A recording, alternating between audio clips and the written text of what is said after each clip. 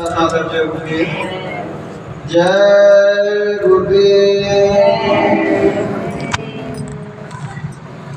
सभी संत महात्माओं ने अपने समय काल में हर जीव को जितना उनमें सामर्थ्य था सभी महात्माओं ने शांति का, अमन का, भाईचारे का, प्रेम का पैगाम अपने अपने मठों से, अपने अपने मंदिरों से, अपने अपने मस्जिदों से दिया।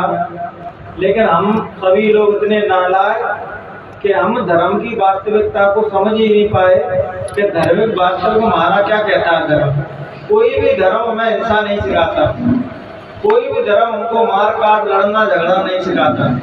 लेकिन जितने लड़ाई झगड़े हो रहे हैं सब आज धर्म के नाम से ही हो रहे हैं।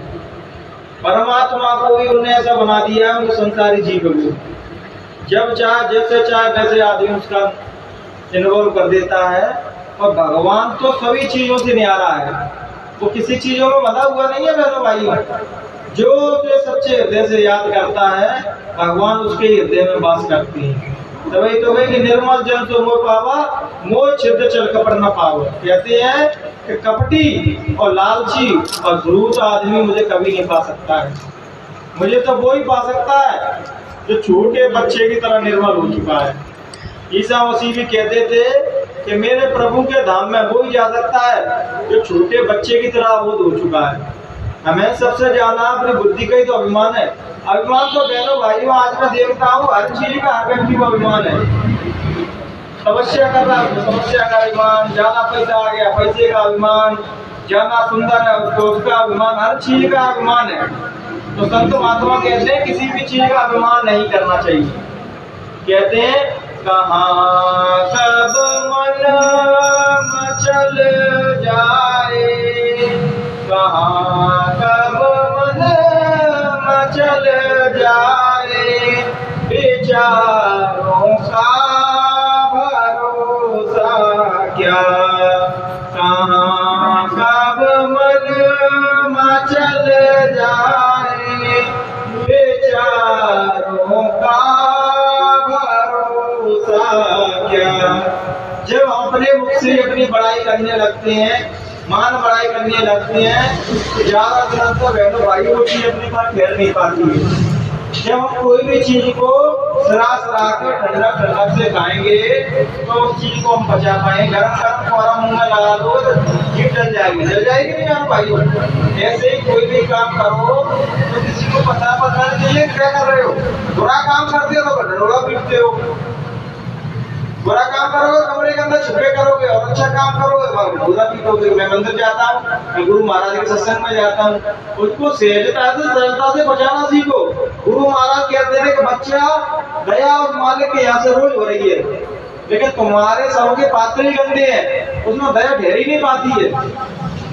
तुम पे दया आई, तुम्हारे पास कुछ आया तो तुम्हारा बड़ाई के चक्कर भटक देती हो। मुझे जो दिखाई दे रहा है, जो सुनाई दे रहा है, मैं जो ठीक कर सकता हूँ वो ठीक कर सकता हूँ।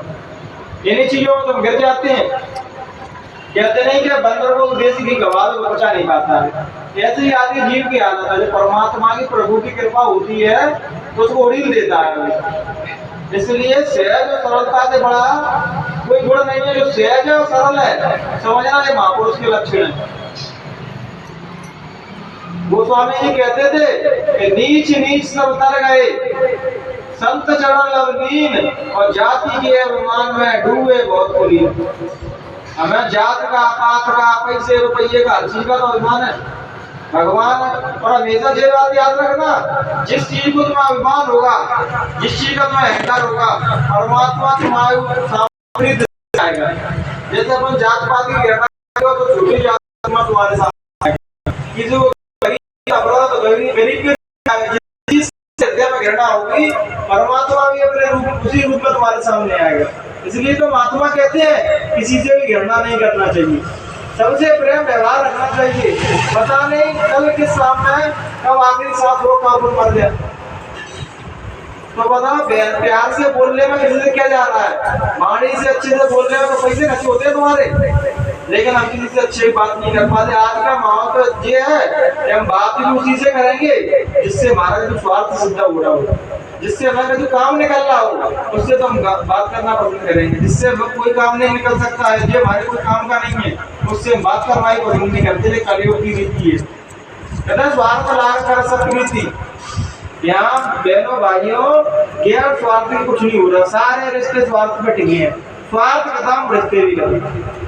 सभी रिश्तों में स्वार्थ टिका हुआ है। किसी को किससे कोई मतलब है, किसी से कुछ मतलब है, किसी से कुछ मतलब है। इन्हीं वजह से सारे रिश्ते टिके हुए हैं। सभी लोग कह रहे हैं कि आज प्रकृति बौखला रही है, जो अपना बवंडर मचा रही है, वो अपने खराब कर्मों का ही परिणाम है। हमने तरह तरह के नाना प्रकार के कर्म करे हैं, अभी तो आप देख रहे हैं बाढ़ है, तूफान आ रही है, करोड़ों लोग साथ हो रहे हैं, तो कितने लोग मर रहे हैं, क्योंकि हमने अपने भगवान ने जो दायित्व दिए हमने उनको निभाए हैं। जिसको भी जो दायित्व दिया उतना उसका दुरुपयोग किया। आज कलयुग में कहीं पे भी चले जाना, हर व्यक्ति अपने पद का मिसयूज करता है, गलत उपयोग करता है, नीचे वालों को तो कोई देखता ही नहीं है। इसलिए तो कहते हैं कि भाई जीवन में क्या लेके आए हो और क्या लेके जाओगे। संसार में कुछ लेके आते, कुछ लेके नहीं आए, कुछ लेके जाओगे, कुछ लेके नहीं जाओगे। इस बात को हमको जानते हुए भी तरह तरह के नाना प्रकार के धोखे कर्म करते हैं। सब जानते हैं, किसी को सत्संग सुनाने, ज्ञान की बातें बताने की कितने ही बता दो, जब तक तुम उस मार्ग पर चलोगे नहीं तब तक उसका कोई फल नहीं मिलेगा। जब किसी कितने बड़े महापुरुष के संग रहते हो, आप मार्ग को धारण नहीं करेंगे।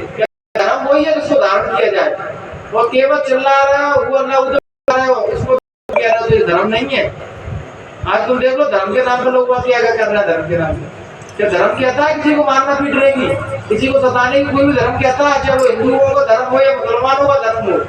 लेकिन एक भी व्यक्ति धर्म को नहीं जानते, सब आपस में धर्म के नाम पर लड़ मर रहे हैं, और धर्म को कोई पहचान नहीं पाता कि धर्म क्या कह रहा है। जिसको तुम मार काट रहे हो उसके भी अंदर वो परमात्मा बैठा है, तुम्हारे अंदर भी है, उसके भी अंदर है, सबके अंदर वो मालिक बराबर रूप में विराजमान है। लेकिन हम उसको देख नहीं पाते, पता है, क्योंकि हम जो समझते हैं कि मैं अलग हूँ, वो अलग है। परमात्मा ने बनाने में बहनों भाइयों कोई त्रुटि नहीं छोड़ी है। तो दो आंख मेरे बनाई है, वो तुम्हारे हैं, एक नाक मेरे हैं, वो तुम्हारे हैं। भेदभाव उसने किसी ने किया, भेदभाव जो है वो केवल तुम्हारे विचारों का भेदभाव है बस। जिस दिन लोग कहते हैं स्वर्ग और स्वर्ग की परिभाषा ये है बहनों भाइयों कि जिस दिन तुम सत्य के मार्ग पर चलने लगोगे तो व्यक्ति स्वर्ग में जीने लगता है, और जिस दिन तुम झूठ के मार्ग पर चलोगे, पापाचार गलत काम करोगे, तो तुम्हें स्वर्ग और नरक नहीं भोगने पड़ेंगे। कहते ऊपर तो बाद में देके जाएंगे, पहले नहीं, सबको हिसाब किताब नहीं बराबर कर दिया जाएगा तुम्हारा। तो तुम क्या कर रहे हो क्या नहीं। तो कहते नहीं कि बन की जाना है, मन की जाना है, जाना चित्त की चोरी, और बात आपसे क्या चुकाओ, जाके हाथ में डोरी। वो परमात्मा है ना बहनों भाइयों, सबको तुम्हारे ऊपर सीसीटीवी कैमरे HD क्वालिटी में लगा रखे हैं। तुम क्या कर रहे हो उसको सब पता है, बस किसको क्या कर रहा है, किसकी चाबी कैसे हटना है वो जानता है। इसलिए तो भगवान को कभी चैलेंज नहीं करना चाहिए। जब व्यक्ति के पास कोई भी चीज आ जाए तो वो क्या भगवान को चैलेंज करने लगता है। तो ज्यादा धर्म लोग देखे होंगे तो ज्यादातर क्या करेंगे, भगवान को चैलेंज करने लगेंगे। भगवान से कह रहे हैं कोई भगवान कुछ नहीं होता है। बताओ बहनों भाई, जब भगवान कुछ नहीं होता है तो सांसों की पूंजी हमारी चल रही है, तो अपनी इच्छा से कोई शरीर छोड़ता है बहनों भाई, कोई नहीं छोड़ता है। लेकिन जब उसका आदेश आता है तो अपनी इच्छा चलती है। अब तो जो कहेंगे 80 साल का टुकड़ा भी नहीं कहेगा मैं भी नहीं छोड़ूंगा शरीर, वो 20 साल और जुड़ जाए तो नातियों का ब्याह कर दूंगा, और नातियों का ब्याह हो जाएगा तब भी नहीं छोड़ेगा वो अपनी इच्छा से। इसलिए तो जीवन और मृत्यु परमात्मा ने अपने हाथ में रख दिए। हर संतों की अलग अलग परिभाषा समय समय पर संत देते आए हैं। अपन क्या है कि संतों की तुलना करने लगते हैं, वो संत अच्छे हैं, जिस संत खराब। हर संत हिंदू धर्म में निराकार को मानने वाले, साकार को मानने वाले सब प्रकार के संत आए। कोई मूर्ति मानता है, कोई मूर्ति पूजा, मूर्ति पूजा को बिल्कुल नहीं माना, बुद्ध ने मूर्ति पूजा को नहीं माना बिल्कुल, नानक साहब ने मूर्ति पूजा को नहीं माना, रैदास ने मूर्ति पूजा को नहीं माना, और साकार की पूजा करने वाले मूर्ति पूजा को मानते थे। विरोध विचारों का है बहनों भाइयों, अंतर में दोनों ही नहीं है। वो भी कोई मूर्ति की पूजा कर रहा है, कोई अंतर में पूजा कर रहा है, लेकिन सच्ची पूजा तो यही है जब तुम निराकार को मानते हो, साकार को। अगर आप व्यक्ति सच्चे नहीं हो, आप अपना काम मेहनत ईमानदारी से नहीं कर रहे। जैसे बहनों भाइयों, मुझे आपको प्रवचन देना है, एक मुझे संत बना दिया भगवान ने, अगर मैं अपने संत का काम ईमानदारी से नहीं कर रहा तो मैं सबसे बड़ा पाप यही कर रहा हूँ। जो संत को मुझे मेरे भगवान ने दायित्व दी उसको मैं नहीं निभा पा रहा हूँ। कोई माता बहन जी भैया पुलिस में है, अब इनके पास कोई बेकसूर आया कि भाई साहब मुझे गलत तरीके से फंसाया जा रहा है, तो इनका दायित्व है कि बगैर किसी भेदभाव के उसकी मदद करें, क्योंकि भगवान ने इनको वो दायित्व दिया है। लेकिन आज कल युग में सब अपने अपने दायित्व भूल गए। क्या सोचता है आदमी कि पहले रिश्वत ले लूंगा, अब 10 करोड़ का भागवत करवा दूंगा, उसके बाद भूल जाएंगे सब कुछ। मेरे भागवत कौन करवा रहा है, रामायण कौन करवा रहा है? तो 2 नंबर का गलत तरीके से पैसे कमा रहा है, करवा पा रहा। गरीब आदमी से भागवत रामायण भूल गया तो करा ही नहीं पाओगे। कथावाचकों की 2 करोड़ 10 लाख फीस है, कहाँ से भागवत कराओगे, कहाँ से रामायण कराओगे? और बने तो सब पर से आता है, जन्म कर ले मरण कर ले सब पहुंचा लेते हैं। इसलिए कभी हम जरूरतमंद तक तो चीज कभी पहुंच ही नहीं पाती है। हमेशा उनको चीज देंगे जिनके पेट पहले से ज्यादा भरे हैं। कभी हमने गरीब को दिया कि भैया इसके पास कपड़े नहीं है, इसको दान दे दो, नहीं देते दान भी हम नहीं देंगे, या हमारे दान का कोई उपयोग नहीं। आज ये कलयुग में चमक धमक इतनी ज्यादा है कि जहाँ जाना चमक धमक है वहीं आदमी दौड़ लगाता है। सच सीधी साफ चुगली बात करेगा उसको कोई नहीं मानेगा। बहनों भाइयों, नानक साहब आए धरती पे तो अपनी पत्नी से कह रहे हैं कि मेरा अब शरीर छोड़ने का समय हो रहा है। तो उन्होंने कहा कि महाराज को शरीर छोड़ने का समय हो रहा है तो अपने बच्चों को दे जाओ, जो तुम्हें शक्तियां हैं, जो तुमने भजन किया, आध्यात्मिक शक्तियां, अपने बच्चों को दे दो। तो उन्होंने कहा नहीं, बच्चों को नहीं दूंगा, भाई लेना को दूंगा, जो बाद में गुरु अर्जुन देव के नाम से प्रतिष्ठित हुए। तो उन्होंने कहा जी तो भेदभाव है, तुम्हारे 2 बच्चे हैं और सभी ज्ञानी हैं, दोनों बच्चे तुम्हारे वेद पुराण भागवत रामायण सबका ज्ञान है उनको, तो उनको क्यों नहीं दे रहे? तो नानक साहब कहते हैं ये पागल, मेरे जो बच्चे हैं मुझे मैं कभी गुरु के भाव से संत के भाव से मुझे देखते ही नहीं है। वो कभी भी मुझे तो केवल अपनी प्रथा की दृष्टि से देखते हैं कि जो हमारे पिता हैं। अगर तू नहीं मान रही तब भी मैं वो फर्ज निभा देता हूँ। मैंने की परीक्षा लूंगा, जब परीक्षा में पास हो जाएंगे तो मैं इनको वो गलती दे दूंगा और वो आध्यात्मिक दौलत दे दूंगा।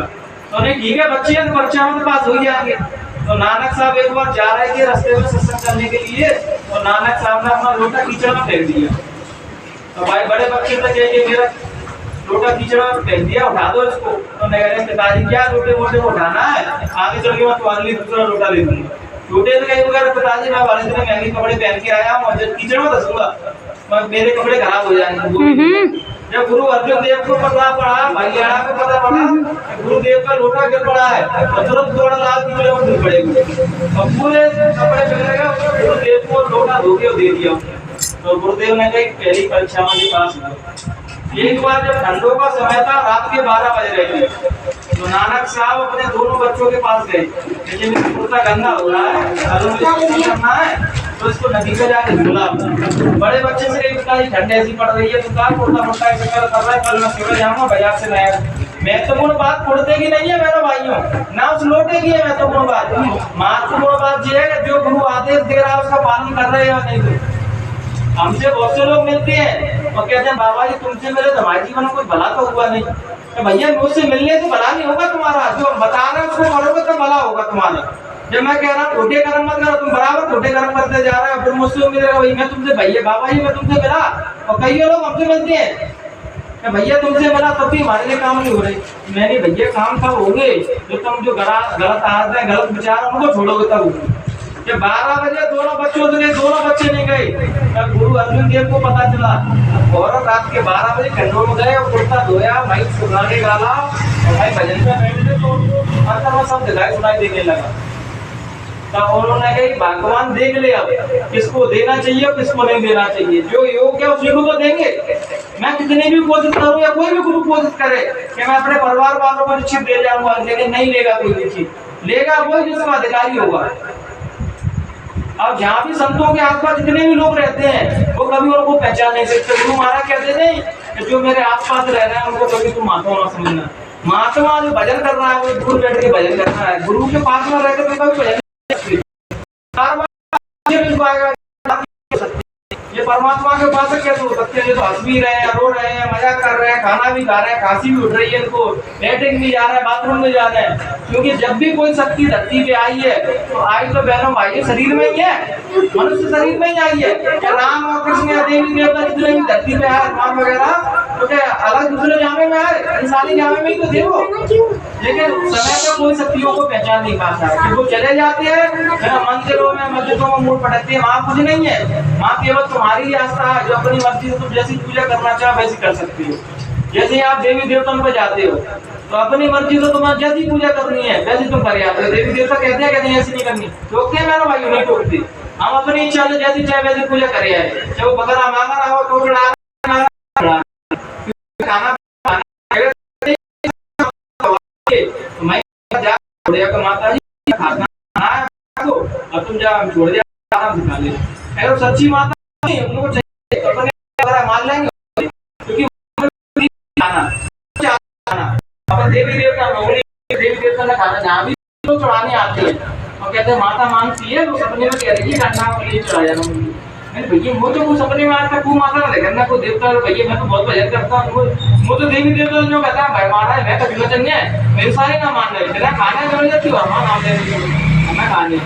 देवी देवताओं को माता बहनों कभी कुछ नहीं खाना होता। तुम ये सोचो कि एक तो मुझसे जना चल नहीं कह रहे हो, एक तो तुम्हारे घर की माता होती है, मुझे बताओ जब कोई माँ के सामने बच्चे को काटोगे तो भाई माँ खुश होगी? तो वो तो जगत जननी है, तो तुम्हारी तो माँ पशु पक्षियों की भी माँ है, क्योंकि वो जगत जननी है। तो तुम वो भी तो बच्चे उनको काट के छाड़ाओगे मारोगे तो माँ खुश होगी?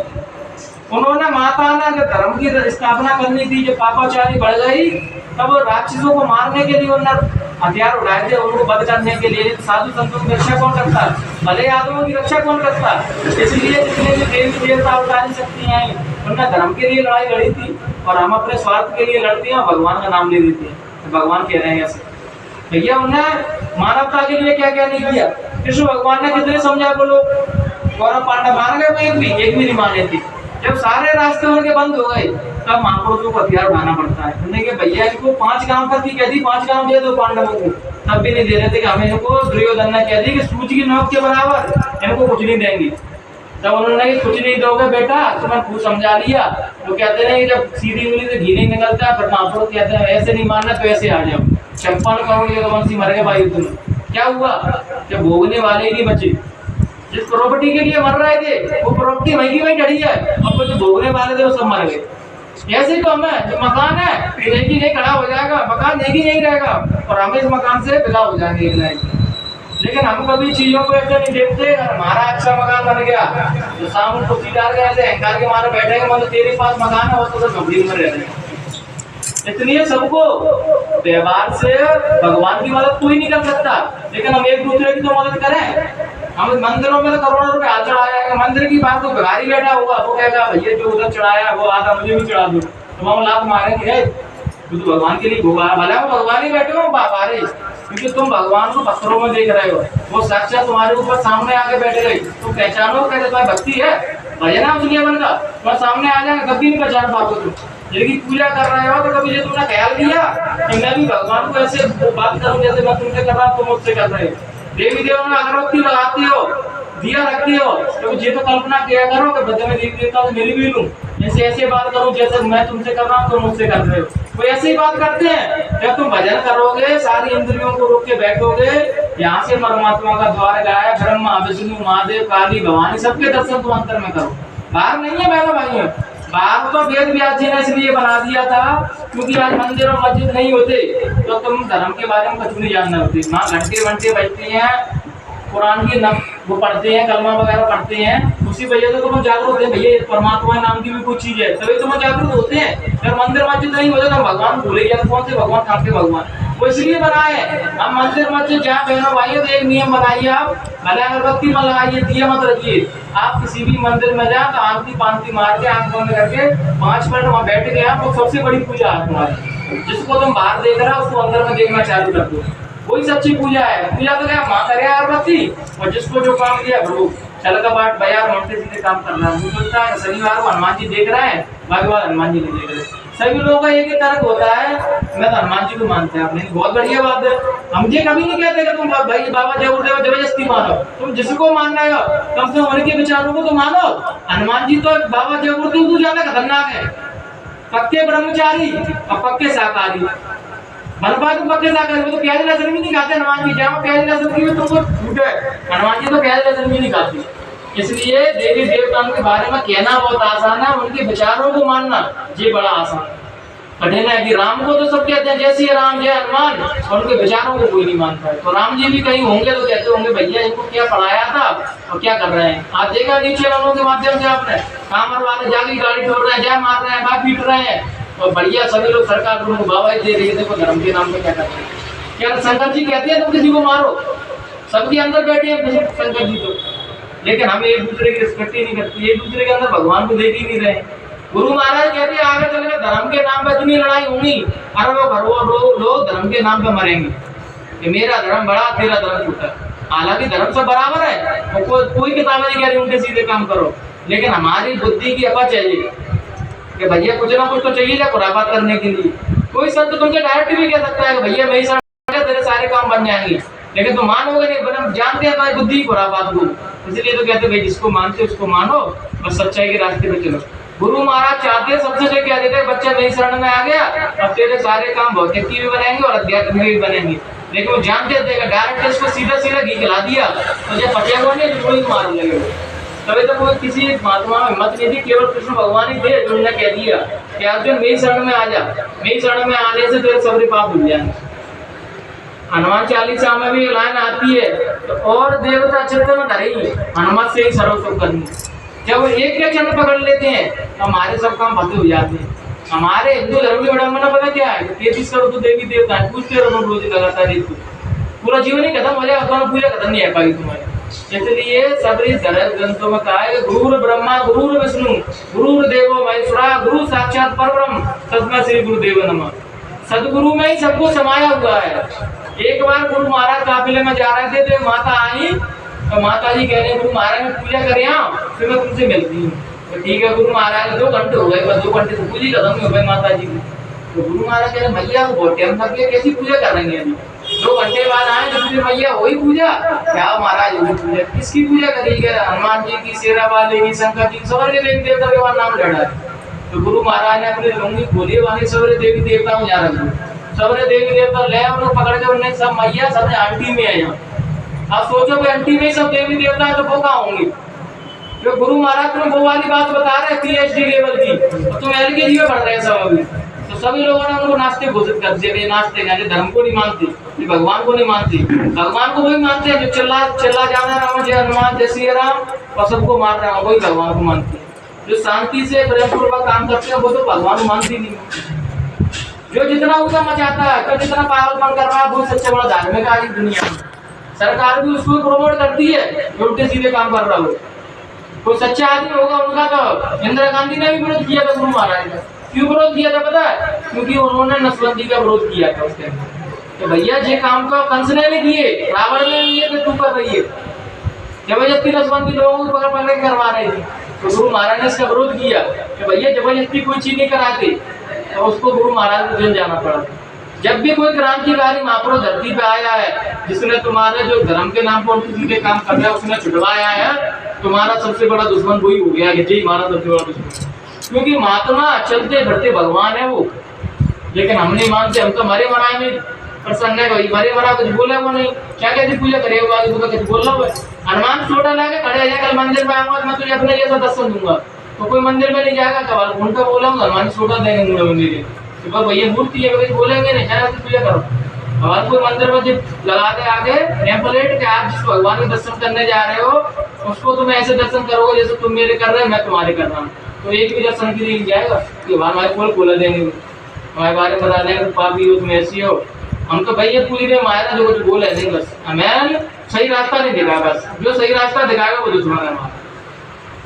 गुरु महाराज ने ऐसे लोगों को सही रास्ते पर ला दिए जिनके चलने से कॉलोनी मोहल्ले वाले थरथराते थे। और गुरु महाराज को देखते ही वो पता क्या कहने लगे, भैया इनसे मत मिलना, इनकी आंखों में जादू है, जो भी इनको देखता है वो इनका ही